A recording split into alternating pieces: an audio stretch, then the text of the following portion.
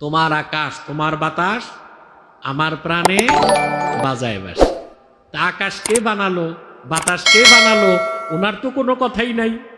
ওই বেটা ছিল পত্তলিক, তো সে তো লিখতেই পারে, মোশরেকের কাজ যা তাই করছে। আমরা এটা সংশোধন করলাম না কেন? বাতাস যার, আকাশ যার, যিনি সৃষ্টি করলেন ওনার প্রশংসা কই। ইব্রাহিম আলাইহিস সালাম ওনার কওমের লোকজন অধিকাংশই ছিল মূর্তি পূজারী।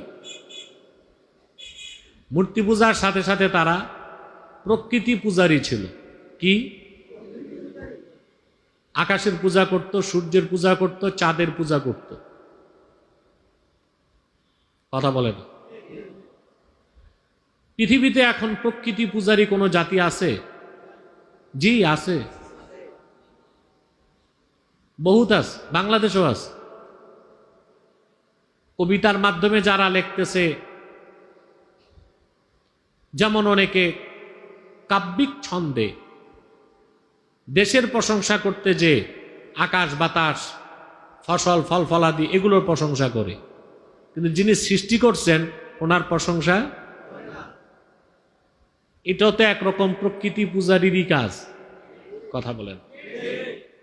তোমার আকাশ তোমার বাতাস আমার প্রাণে বাজায় বাসে।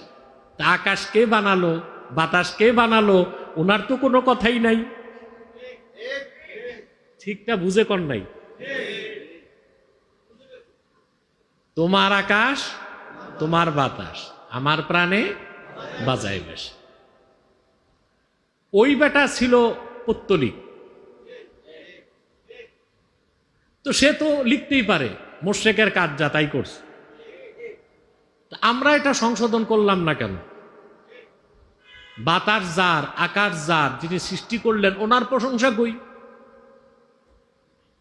কথা বলেন। তো ঘুরে ফিরে প্রকৃতি পূজারীও আছে, এখন মূর্তি পূজারীও আছে, আছে না?